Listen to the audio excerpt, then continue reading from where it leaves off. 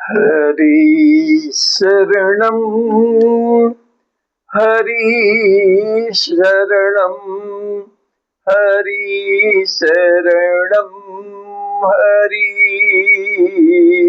शरणं। आज अक्षय तृतीया,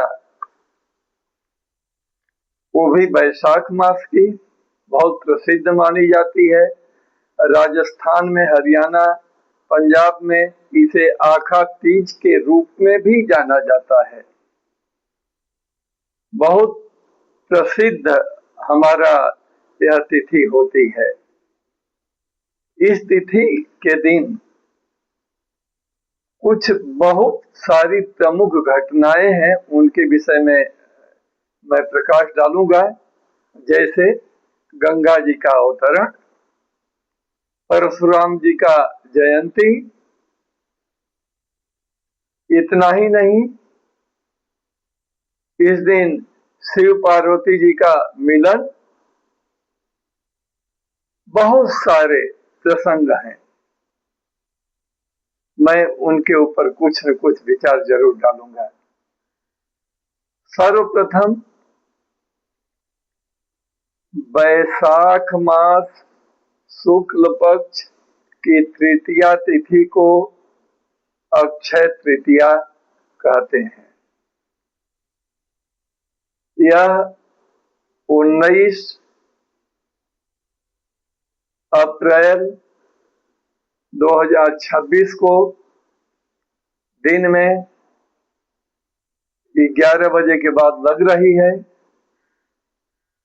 और सोमवार 20 अप्रैल को 11:45 तक रहेगी। लेकिन उदया तिथि में कोई कार्यक्रम इसमें का पूरा पूर्णकाल दिन भर होता है। तो जो इस दिन अबूझ होता है, चाहे मुहूर्त हो या न हो, विवाह भी होगा, गृह प्रवेश भी होगा, सारे मुंडन, जनेऊ, यज्ञोपवीत, सारे के सारे कार्यक्रम शुभ होंगे। गृह प्रवेश भी होगा, भूमि पूजन भी होगा। इस दिन मुहूर्त देखने की आवश्यकता ही नहीं होती है, पूरा दिन पवित्र होगा। लेकिन यदि कोई मुहूर्त से भी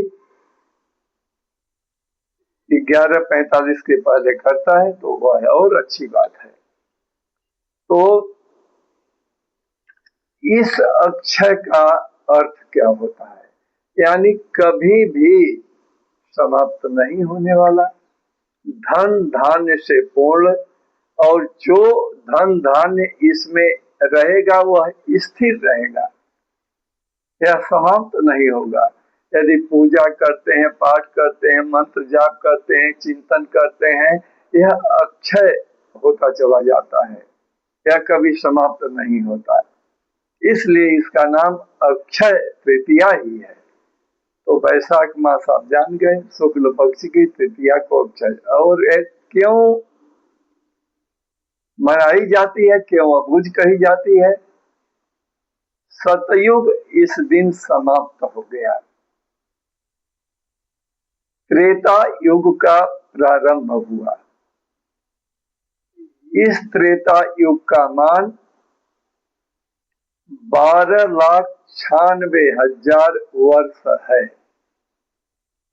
यह संध्या और सध्यांश सूर्य की राशि से, संक्रांति से जोड़ा जाता है, और सध्यांश भी, संध्यांश भी मिला करके इसको पूरा किया जाता है।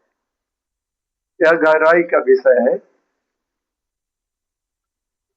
इस त्रेता युग में प्रमुख जो अवतार हुए, इस धरती की रक्षा के लिए, दानवों से मुक्ति दिलाने के लिए वामन भगवान का अवतार हुआ, जो कि राजा बलि के अश्वमेध यज्ञ में 3 पग जमीन मांग करके और देवताओं की रक्षा की है। दूसरा अवतार परशुराम जी का हुआ। इस धरती पर जो लोग आतिताई थे, उनका उन्होंने संहार किया। अच्छे लोगों का संहार नहीं कभी किया, बुरे लोगों का ही किया। अच्छे लोगों का तो उन्होंने साथ दिया है। जो महान विभूतियां थी इस धरती पर और वह आतिताई राजाओं महाराजाओं से तंग हो गई थी, तो उनका संहार करके इन्होंने जितने अच्छे लोग थे, शुद्ध विचारधारा में पारंगत थे, उनका उद्धार किया। और राम जी को कहना ही क्या, त्रेता युग के अवतारी, वो तो मर्यादा पुरुषोत्तम थे। मर्यादाओं के ऊपर चल करके आज तक जुग जुगांतर बीतता जा रहा है, लेकिन राम ज्यों के त्यों पड़े हुए हैं। उनकी जो मर्यादाएं थी, मानवतावाद था जो, और संसार में बुराई का अंत कैसे होता है, आज भी परिलक्षित है, एकदम दिखाई साक्षात देता है। भगवान राम को क्या कहना। इसलिए राम मानव में पुरुषोत्तम है कहलाते है। कठिन राम का होना जो नित्य कष्ट ही पाते। राम सभी नहीं हो जाएंगे।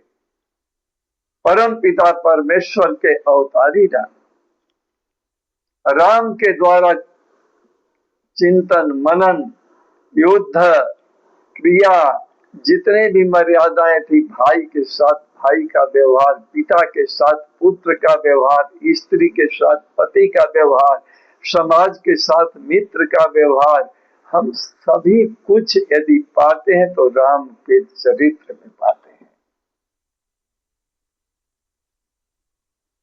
और विनाश करने का तरीका क्या था। जब देखा कि देव राक्षसों ने संतों की हड्डियां तक चूस डाली, खून चूस डाला, हड्डियों को देखने के बाद क्या बोलते हैं, निशिचर हीन करहु मही, भुज उठाई पन किन्ह, ताके कर रावण कहा, मनो चुनौती दिन है। बोला रावण तुम बच नहीं सकते। तो ये अवतार अक्षय तृतीया के कारण त्रेता युग में हुए थे। त्रेता युग में ही राजा सगत के 60,000 पुत्रों को कपिल मुनि के आश्रम में जल जाना पड़ा था। उनकी उदंडता से अप्रसन्न होकर के उन्होंने आंख उठाया, सारे सारे तेज बल से जल गए। उनके अनुयायी जितने भी उनके खानदान में पैदा होते थे लोग, बहुत प्रयत्न किए कि कोई उपाय किया जाए कि वह 60,000 लोगों की गति हो जाए पूर्वजों की, लेकिन सफलता मिली। अंशुमान पुत्र भगीरथ जी को भगीरथ जी ने अपने तपस्या के बल से प्रसन्न किया और जाकर के ऋषि कपिल का आशीर्वाद लिया। उन्होंने कहा कि देखो, पाप मोचनी गंगा विष्णु जी के अंश हैं। यदि वैकुंठ तक कोई जा सके और उनको ले आए तो निश्चित रूप से 60,000 आपके पूर्वजों का उद्धार हो जाएगा। कहते हैं मैं जरूर प्रयत्न करूंगा। प्रयत्न करने के बाद भी विष्णु भगवान ने कहा कि इसको आड़ेगा कौन। कहते हैं कि भगवान शिव की जटा। भगीरथ जी जाकर के प्रार्थना करते हैं, शिव जी से कहते हैं, शिव जी स्वीकार करते हैं कि ठीक है, गंगा जी का अवतरण इस धरती के ऊपर परम पवित्र है। इसलिए हुआ क्या, प्रभु तेरी जटाओं से निकली है गंगा धारा, प्रभु तेरी जटाओं से निकली है गंगा धारा, कर में त्रिशूल लीने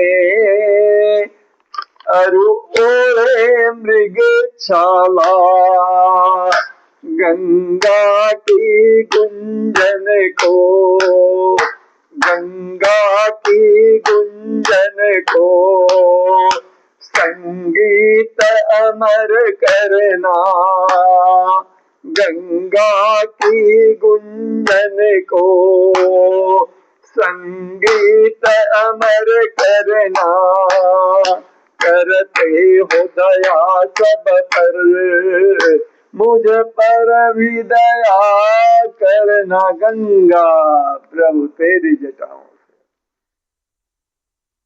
शिव जी ने स्वीकार किया भगीरथ जी से कि आप गंगा को ले आइए, चाहे कितनी भी प्रबल उनकी धारा क्यों न हो, मैं अपनी जटाओं में ही समाहित कर लूंगा। ऐसा बाबा भोलेनाथ के अतिरिक्त कौन कर सकता है। भगीरथ जी विष्णु भगवान से प्रार्थना करते हैं, वहां से गंगा जी छूटती हैं और बाबा भोलेनाथ अपनी जटाओं में ही समाहित कर लिया। बोल दे कि भगीरथ जाओ, आगे आगे चलो, जिस मार्ग से हो करके जाओगे वह मार्ग बहुत पुनीत हो जाएगा और जहां तुम रुकोगे वहीं गंगा जी समाहित हो जाएंगे। भगीरथ जी गंगोत्री पर्वत के पास से शिव जी के कृपा से आगे आगे चलते हैं, हरिद्वार आते हैं, गढ़ मुक्तेश्वर आते हैं जहां बहुत से लोगों का मुक्ति हुई, कानपुर होते हुए प्रयागराज और पवित्र भूमि काशी को भी गंगा जी ने ऐसा पवित्र कर दिया कि जहां पर भगवान भोलेनाथ का प्रतिदिन वास होता है और गंगा की कृपा हो गई तो काशी में मरने वालों की सीधी गति होने लगी। आगे बढ़ते हैं, बक्सर होते हुए, पटना होते हुए आगे बढ़ते बढ़ते और बंगाल में जाकर के समुद्र में, बंगाल की खाड़ी में, हिंद महासागर में गंगा जी समाहित हो जाती हैं। वह स्थान बंगाल का गंगा सागर के नाम से प्रचलित होता है। कहते हैं कि सब तीर्थ बार बार, गंगा सागर एक बार। वह बड़े ही पुण्यात्मा लोग होते हैं जिन्होंने कि एक बार जाकर के गंगा सागर में, गंगा जी में स्नान किया। यह प्रकरण भी अक्षय तृतीया के दिन ही हुआ था। यही नहीं, वेद व्यास जी जब महाभारत की रचना किए तो गणेश जी द्वारा प्रेरित, गणेश जी के अंदर विनय किए ना, हे प्रभु कृपा करिए, आप कृपा करिए, सबके ऊपर कृपा आप करते हैं। सुमुखश्चैक दंतश्च कपिलो गजकर्णकः लंबोदरश्च विकटो विघ्ननाशो विनायकः धूम्रकेतुर्गणाध्यक्षो भालचंद्रो गजानन द्वादश 12 नाम, द्वादशैता नामानि यह पठे श्रुणुयादपि। यदि इन 12 नामों का गणेश जी का कोई स्मरण कर ले तो अभी मुक्त हो जाता है। गणेश जी की ही प्रार्थना सर्वप्रथम बाबा तुलसीदास जी रामचरितमानस लिखते हुए किए। तो आज ही के दिन गणेश जी की कृपा से वेद व्यास जी महाभारत की रचना प्रारंभ की है, जो कि 6 खंडों में लिखा गया है। आज के दिन ही शुरू हुआ और जाकर के कालांतर में समाप्त हुआ। फिर उन्होंने 18 पुराण भी लिखे, बहुत कुछ लिखे। वेद व्यास जी धन्य हैं, जो कि हमको बहुत कुछ दे करके चले गए। धन्य है इन ऋषियों की परंपराएं और इनका चिंतन, जो कि हमें कृतार्थ करके चले गए। हमेशा वो आदरणीय हैं और प्रणाम करने योग्य हैं। वो प्रातः स्मरणीय हैं। सायंकालीन ध्यान कालीन वेला में ध्यान लगाएं, परम पवित्र हो जाता है यह शरीर। इस प्रकार से अक्षय तृतीया के दिन त्रेता युग के प्रारंभ के बाद यह सब कालांतर में काम हुए। श्री कहते हैं कि शिव पार्वती जी का प्रथम मिलन अक्षय तृतीया के दिन हुआ, बाद में विवाह तक गया। यह अक्षय तृतीया के दिन जब सती जी का समापन हुआ दक्ष के यज्ञ में, तो वह हिमांचल के यहाँ पार्वती जी के रूप में जन्म ली। उसके बाद भगवान शिव की प्यारी हुई, तो वह जो प्रथम उनका प्रेम भाव शिव जी की तरफ मुड़ा, उस दिन अक्षय तृतीया थी। और अखंड सौभाग्य का वर शिव जी से उनको प्राप्त हुआ। इस प्रकार से अक्षय तृतीया का बहुत महत्व। यही नहीं, जैन धर्म के संस्थापक महावीर स्वामी का भी स्थापना दिवस जैन धर्म का अक्षय तृतीया ही मानते हैं। इसलिए अक्षय तृतीया को जैन धर्मावलंबी भी बहुत मर्यादित ढंग से पूजते हैं और अक्षय तृतीया का पूरा लाभ उठाते हैं। कहते हैं कि त्रेता युग की विशेषता क्या थी? इसमें पाप 5 अंश था और पुण्य 15 अंश था। इसलिए त्रेता युग युगांतर तक भगवान राम जिसके उद्घोष हैं, उनके प्रेरणा से धन्य हो गया जीवन मनुष्य का।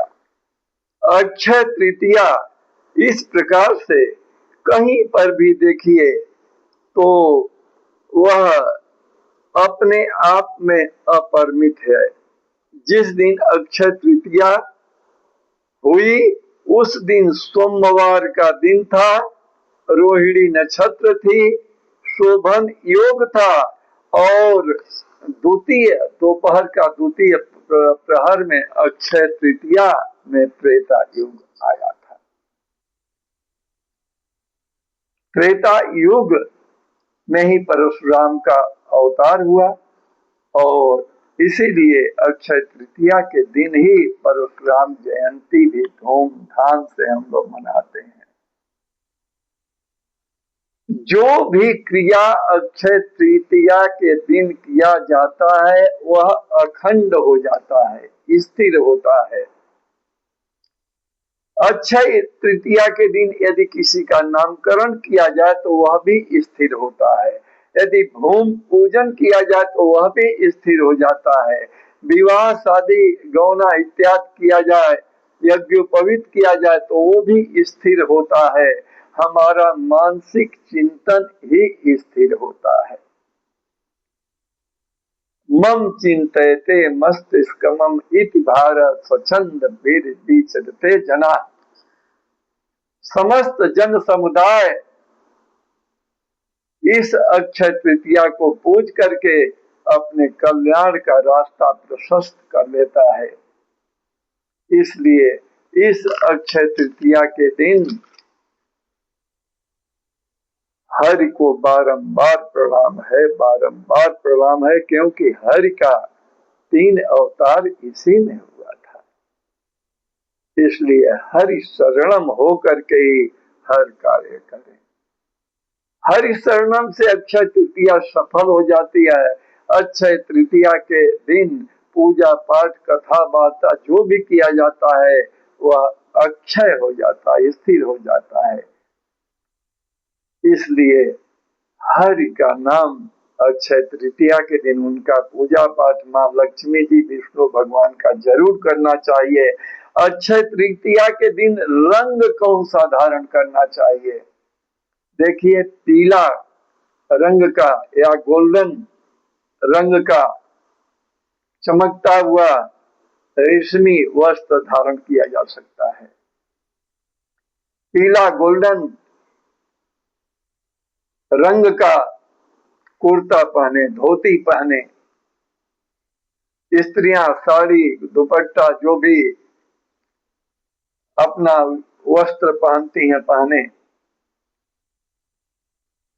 क्योंकि अक्षय तृतीया के दिन भगवान विष्णु का परिधान यह पीला रंग, केसरिया रंग बहुत जो प्रिय है, उसको धारण करने से भगवान बड़े प्रसन्न होते हैं और उस आदमी के घर में क्लेश समाप्त होता है, शांति रहती है। अक्षय तृतीया के दिन कभी भी विवाद मत करिए, मतभेद से मत रहिए।